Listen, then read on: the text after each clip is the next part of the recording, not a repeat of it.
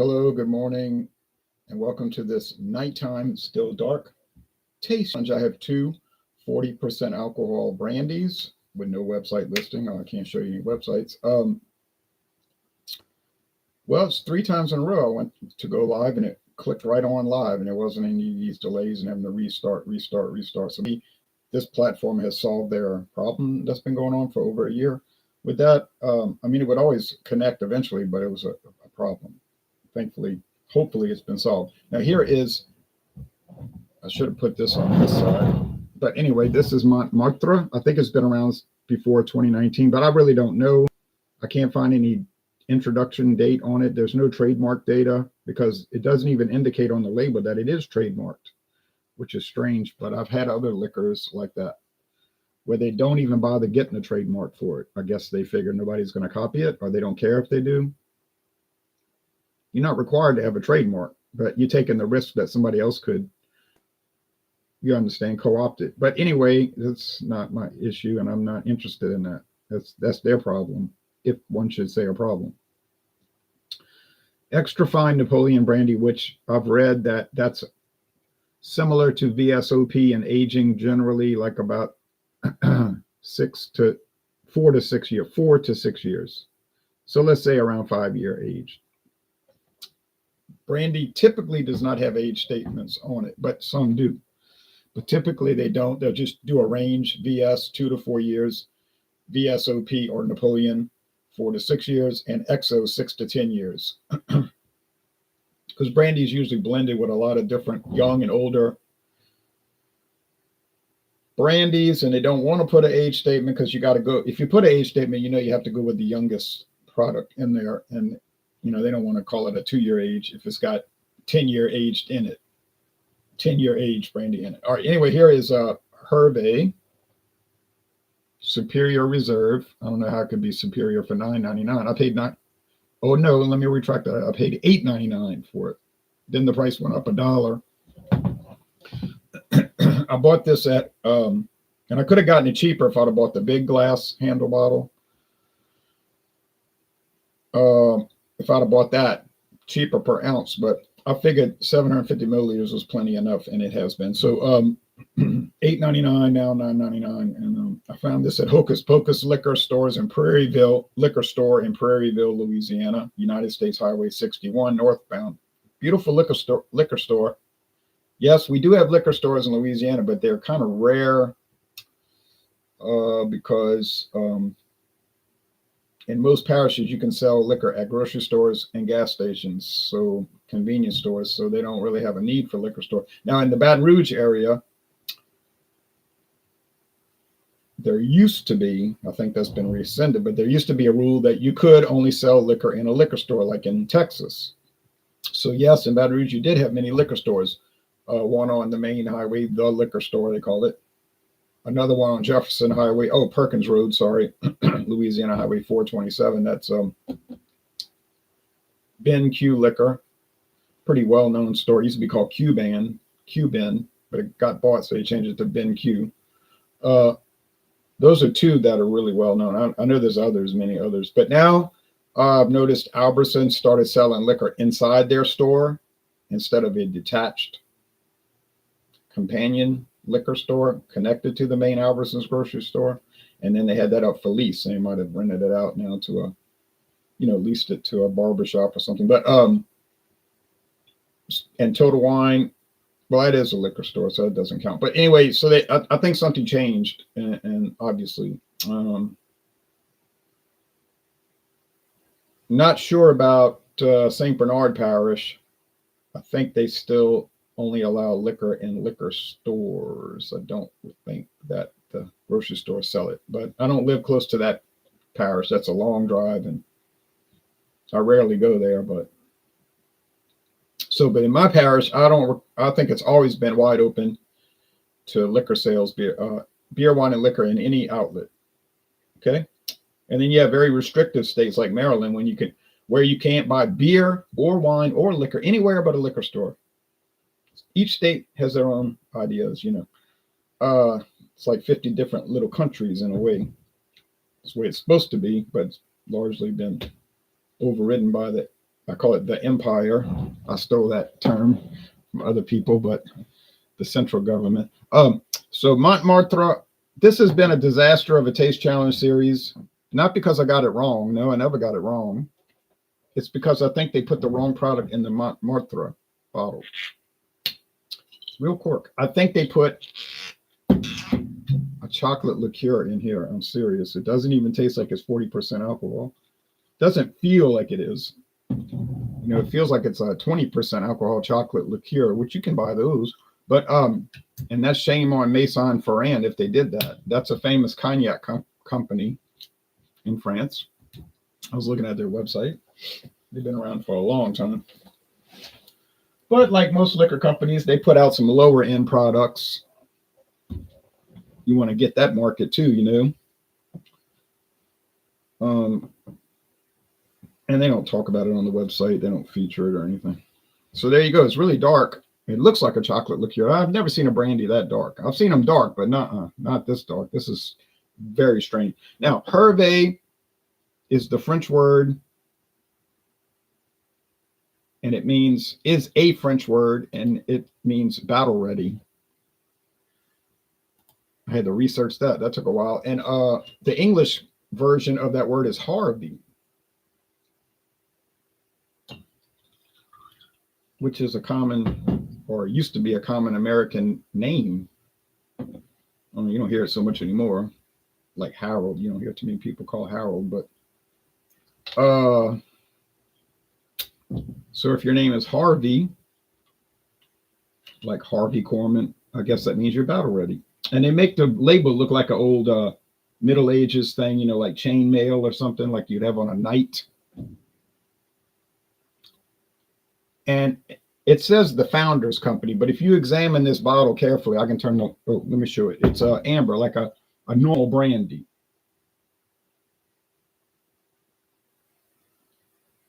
Right? I don't know if it's going to focus. This camera has trouble in the dark focusing. But like a normal brandy. Turn the lamps on now.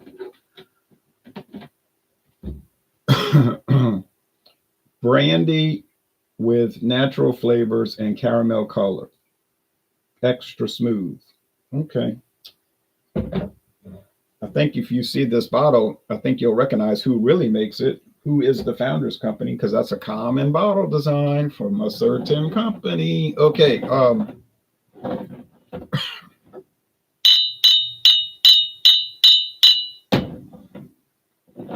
Hervé, never seen it in this town. Saw it at, like I said, Hocus Pocus. They have 3 locations: Prairieville, Louisiana; Alexandria, Louisiana, and so Prairieville's in southeastern Louisiana; Alexandria in central Louisiana. Excuse me, and still got that cough a little bit. It's going away. And in Lake Charles, Louisiana, in southwestern Louisiana. Nothing in the north, but there's a big liquor chain up north. I say up north. I'm talking about in Louisiana, where it snows every year, and they even had a blizzard one time during the Independence Bowl. It's called Mr. Thrifty, and that liquor store like kind of dominates the market up there. And even had a beer made for them years ago, made by Falstaff, but in New Orleans. Yes, in North Louisiana, definitely they don't allow liquor sales except in a liquor store. Probably because it's more a Protestant area, Baptist, Methodist, Church of Christ, Episcopalian. Well, they're not too strict, but you know what I mean? That old idea. And you can't buy liquor on Sunday, that kind of thing. In Baton Rouge, you still can't buy beer, wine, or liquor until 12 noon on Sunday or 1 o'clock Sunday. But in this area, which is more Catholic, and they're much more liberal with alcohol now. With other things, they're much more conservative. But with alcohol, you know, there's tradition. It's kind of wide open.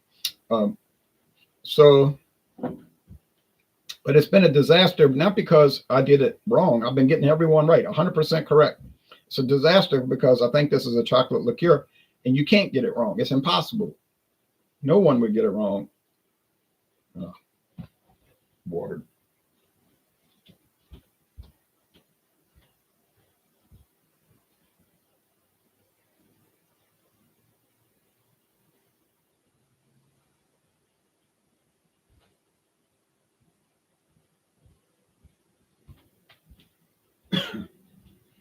Now this little kitten is afraid. I rescued a kitten.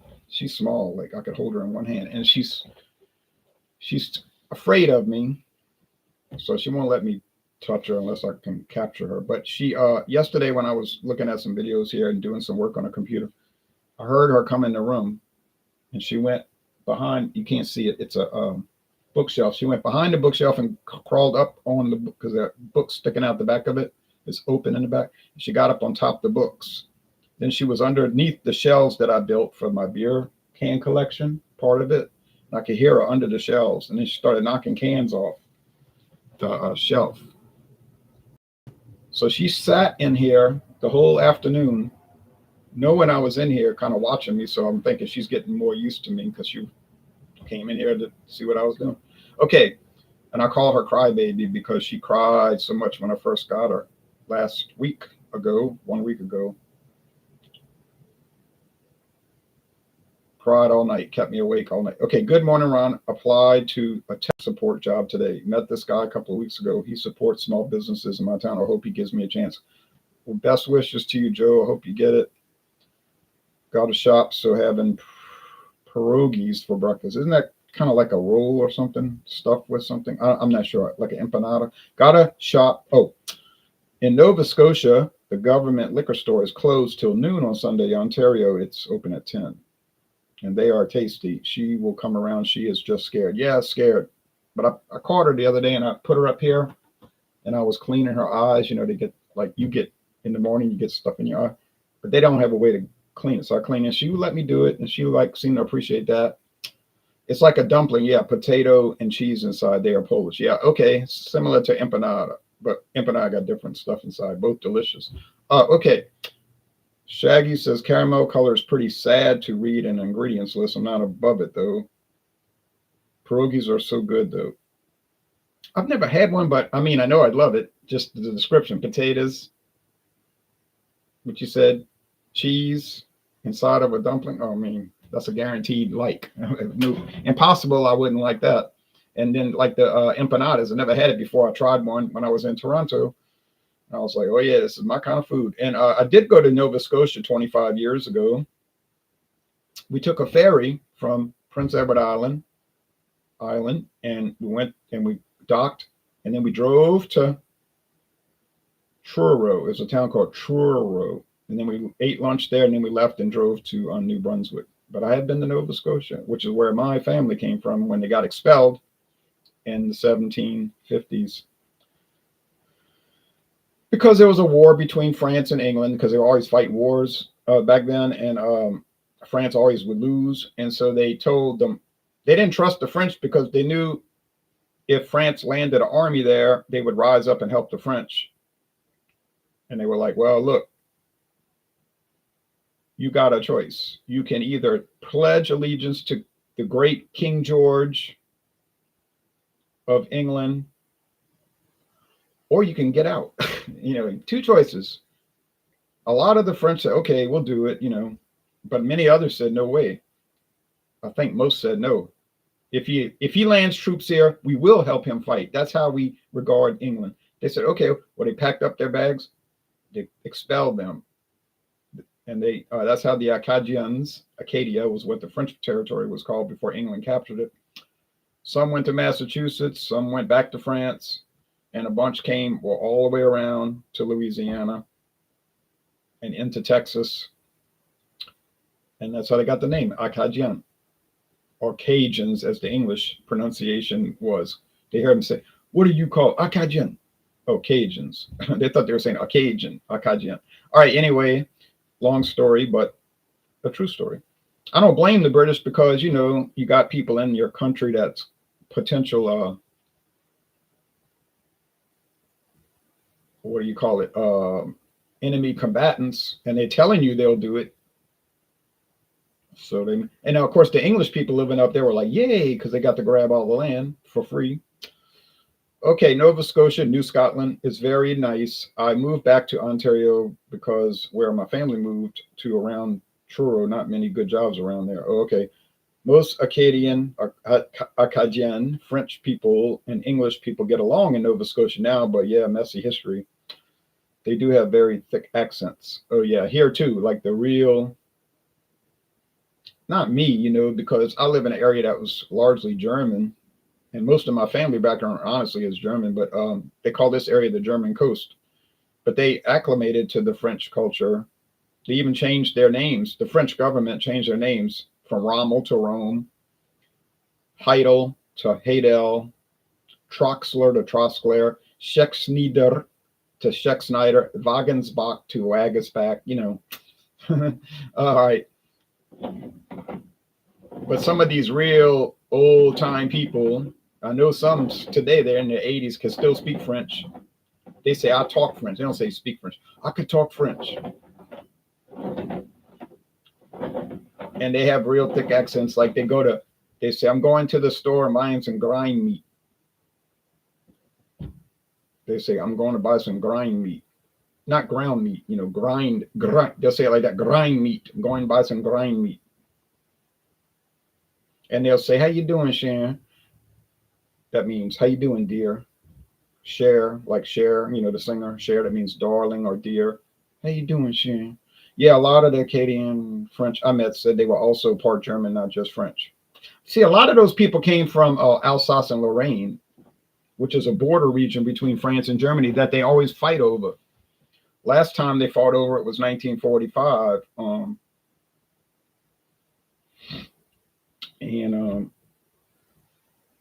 It goes back to the Middle Ages. It was a big conflict. I'm talking about like not 1843. What am I saying? 843.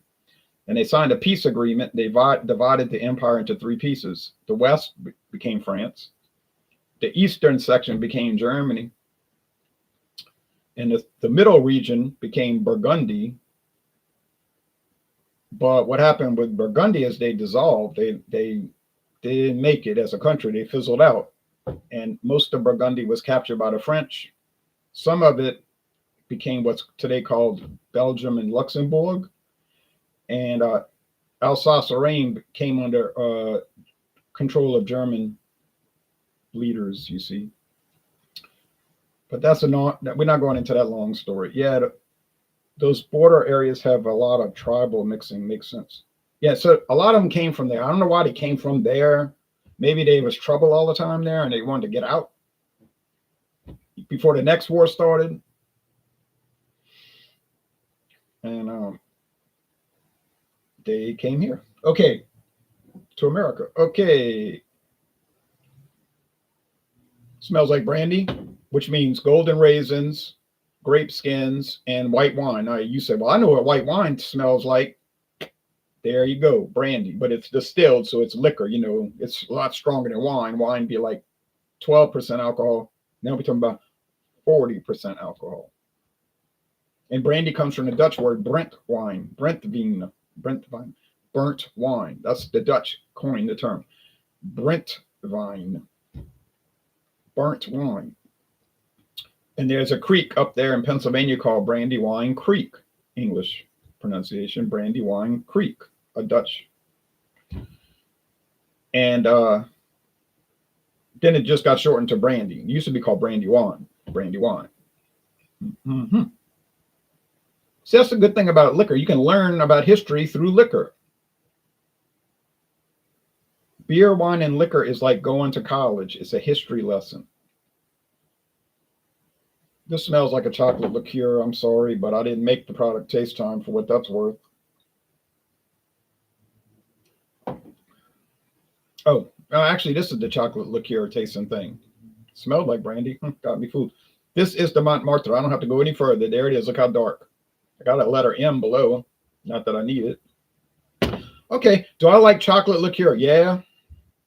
Do I like the flavor of chocolate? Well, most people do. I eat chocolate all the time. But this should not taste like that. Do they make chocolate liqueur brandy? Oh, well, they do. They make blackberry brandy, orange brandy, doggone like pineapple brandy. You can get any kind of flavoring.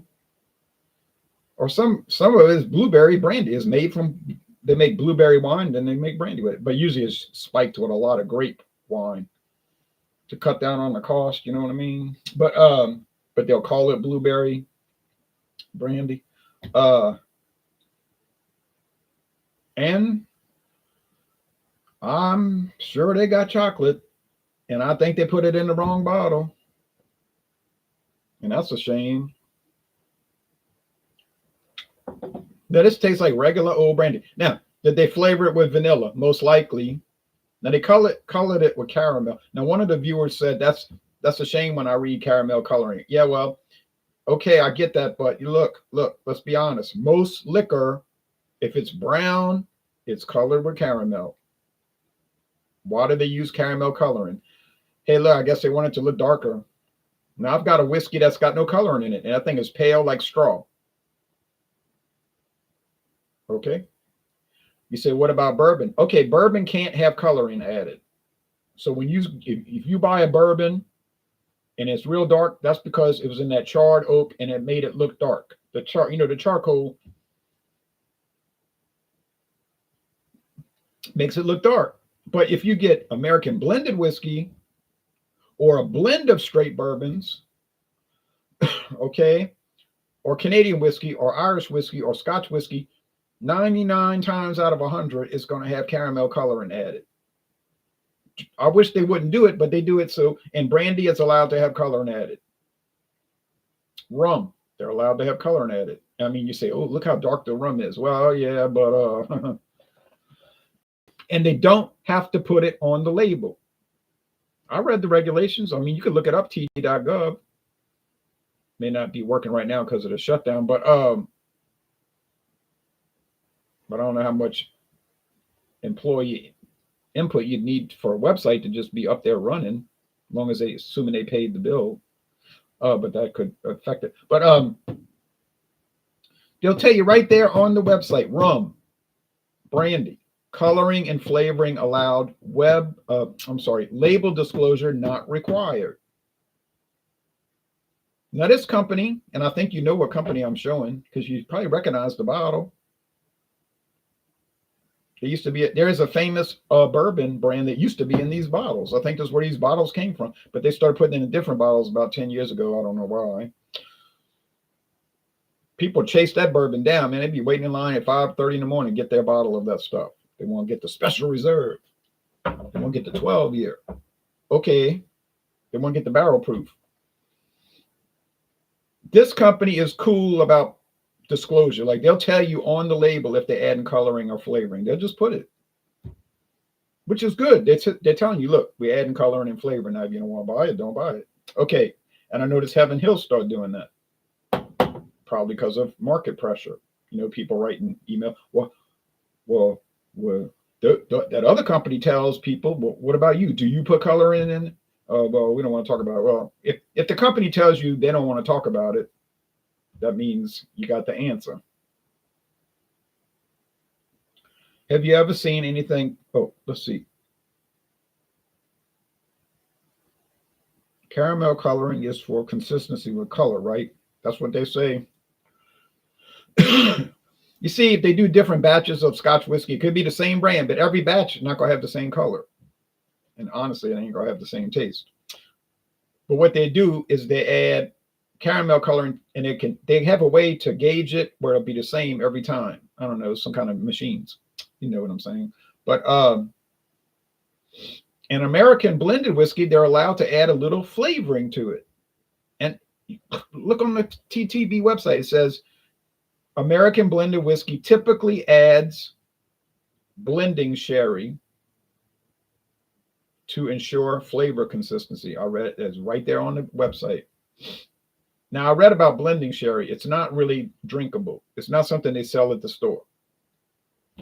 Like, it might make you sick if you drink it. It's not sold to drink. In fact, it's not even sold except probably on the wholesale production market. It's like cooking wine. It'll tell you on the bottle, not suitable for drinking. Cooking wine. It's made for cooking, not drinking. You want to buy sherry? Go buy sherry.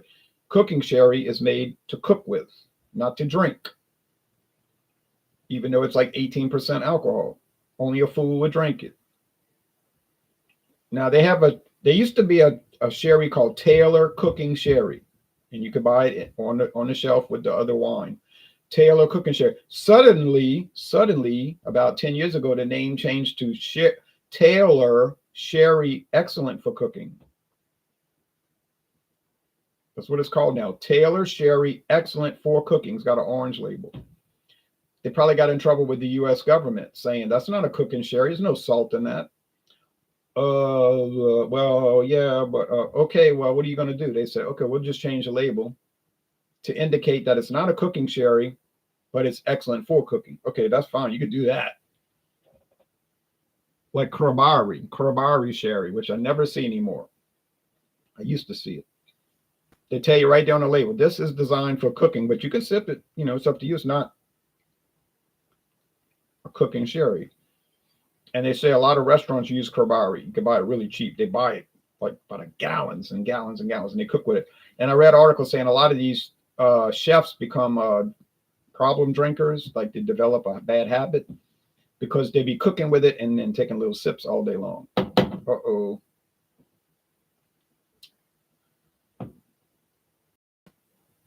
Okay, have you ever seen anything paranormal behind you making these streams? No, I don't think I have.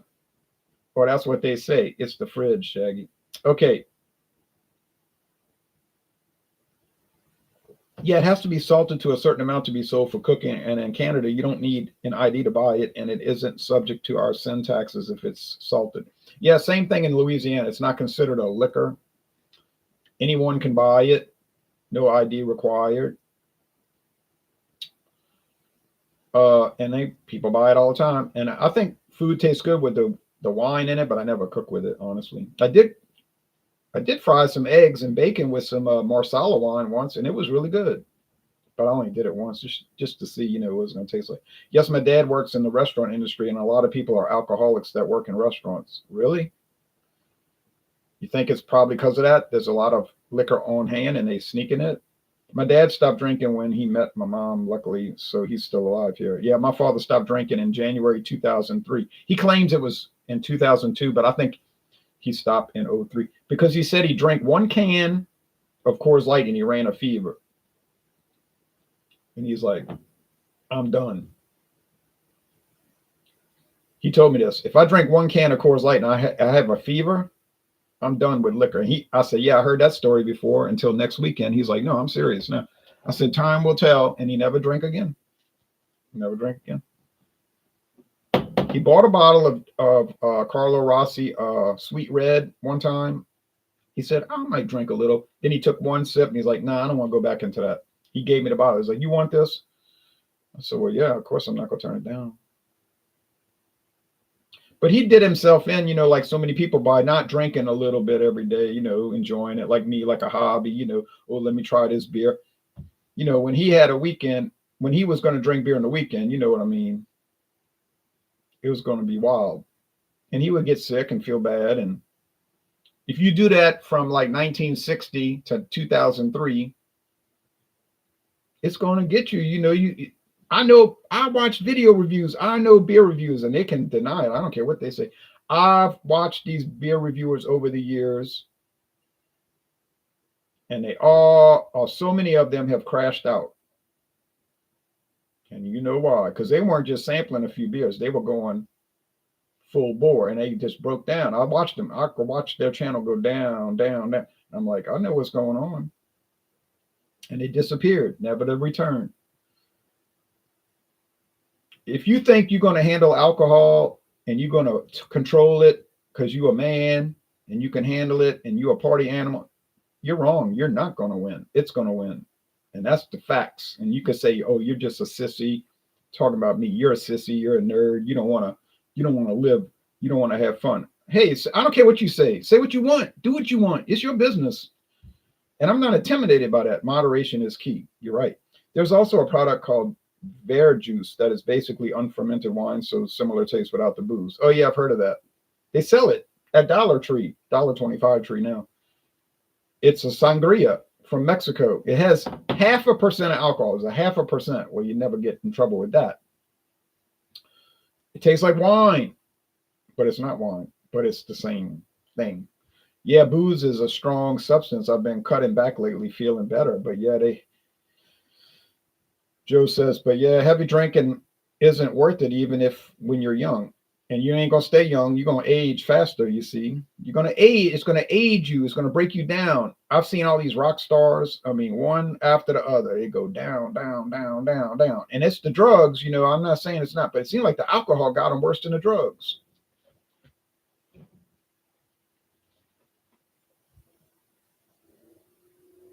And they just either dead or infirmed. Now, you know, you see them in a walker, in a wheelchair, all the hands shaking, look all tore up. You say, well, that's old age. Yeah, that's true, but some of these old rock stars, they 60 years old, they look like they're 80. And you look at them when they were young, you know, having a good time, you know, party on, you know, but it ain't gonna work out. When I was in college, people would give me a hard time. All you want to do is study. You don't want to have fun. I say, you're right. I would tell them, you're actually right. I didn't go to college to get drunk. I went to college to get a degree. All of those guys never graduated. One by one, they dropped out. I said, how's the school going? I got all F's. I didn't turn in my work. I said, really? No shock. Too busy going out every night. You know, it's like, what are you doing? Can't tell them nothing. Yeah, booze. Oh, we already. Booze is a strong. Oh, yeah, I already read that. Okay, so to finish up, I would recommend Hervé. Boy, that's strong grape leaf. I don't know why they taste like grape leaves because I know there's no leaf in it, right? There shouldn't be any leaves in it. It tastes like that though.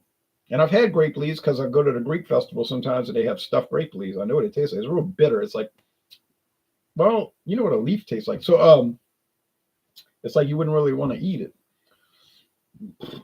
I think that's why they add in that vanilla to it. They say natural flavors. I bet you it's vanilla and something sweet like, I don't know, cane syrup or something, cane sugar. They're trying to cover up that kind of harshness. That's why it's $8.99 a bottle. You think it's the best brandy in the world because it's $8.99? I don't think so. I don't care what the bottle says. Superior Reserve. Yeah, it's superior, all right. But they add the flavor and it kind of covers it up. That's fine. It tastes pretty good. You know, it's not amazing by any means. Is it worth the $8.99? Certainly is. Is it worth $9.99? Yeah, without a doubt. It's it's fine. I mean, I don't have a problem with it. Could it hang with E&J, Paul Masson, Christian Brothers, which now says natural flavors on the label? So does E&J. Everybody must have got the hint, or maybe they got the government coming on them a little bit. But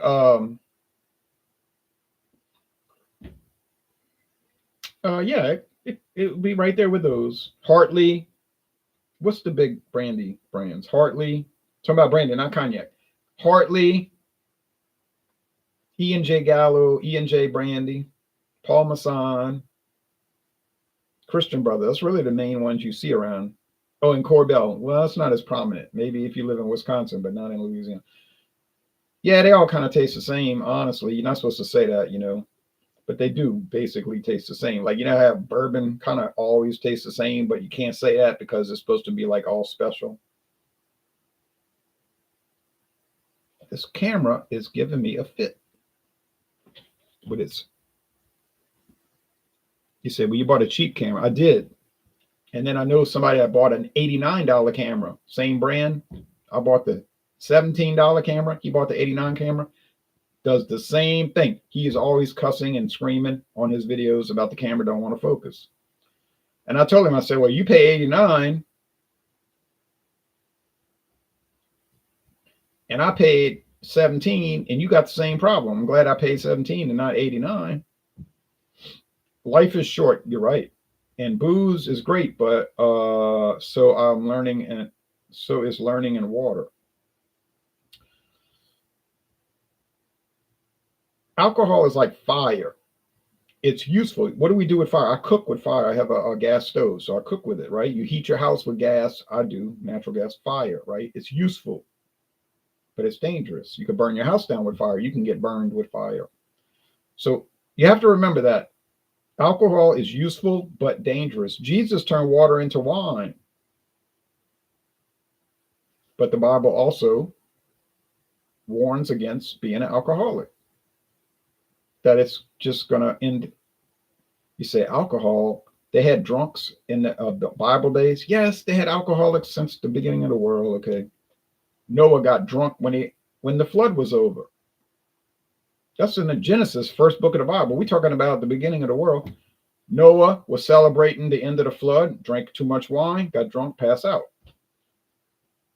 Now, I'm not saying he was an alcoholic or any such thing, but that one day he did too much celebrating and he was passed out.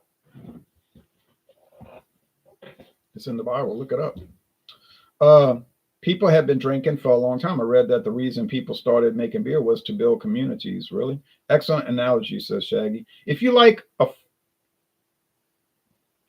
Joe Cobb says, like if you had a farm back in the day, people would come and steal from you and do bad things. If you had an inn with people buying beer and food from you all the time, you have protection. Protection? Well, I know that whiskey was invented in America basically for corn production. They grew lots of corn out in Pennsylvania and West Virginia, back then part of Virginia, right? West of the mountains in the Ohio Valley. And they wanted to sell it, but they didn't have refrigeration and everything back then. But the way they could sell it was turn it into whiskey. And they would grow corn and they would sell the whiskey. And of course, people would buy it in hand over fist. And that's where the bourbon really got started, from corn product farming, like you're saying. And that helped New Orleans grow because all the whiskey would come down the Ohio River, and then they would go to New Orleans and they would sell it. And what is the famous street in the French Quarter? Bourbon Street. And so it became bourbon whiskey. And or they used to call it the red whiskey, red liquor, because it turned kind of reddish looking because of the charcoal. But that's how bourbon got started, because of New Orleans and Bourbon Street and coming down the Mississippi River and shipping out of New Orleans. And people ask me, how do y'all get so many different beer brands? You're not even a big city. I mean, New Orleans only has less than 400,000 people these days. I said, well, because it's a port. It's one of the biggest ports in America, like San Francisco, New York City, New Orleans. So a lot of stuff comes through here. It may not even be going to New Orleans. It might be going to Utah or going to Nebraska or going to Indiana, but it's coming through here on the railroad, the trucking line, the highways, maybe up the river on a barge. And, well, of course, some of it they'll sell here. So we get more variety than we really would get normally, except that we're a port. Okay, that's it for this video. So I found a cool book titled A Short History of the English People, published in 1880. It says A History of the English People, Not Just Kings and Conquest. Very old book, good read. Oh, okay, written by J.R. Green. And Shaggy says the Kazarane Mafia. I don't know what that is, but I don't know everything. I don't know even a lot of stuff. I know some things. Y'all have a nice day. Bye-bye. Sorry for this taste challenge series of being a train wreck with the brandy that tastes like a chocolate liqueur. But thankfully now we're going to rum. And it tastes like rum, but it's made in Kentucky. And nothing says rum like Kentucky, right? It's not from the Caribbean islands, but it is rum. And you can make rum anywhere in America. They even make some in Louisiana, but this is Kentucky production. All right, y'all have a great day. And so get ready. Keep your eye out for Kings Bay rum. Gold rum.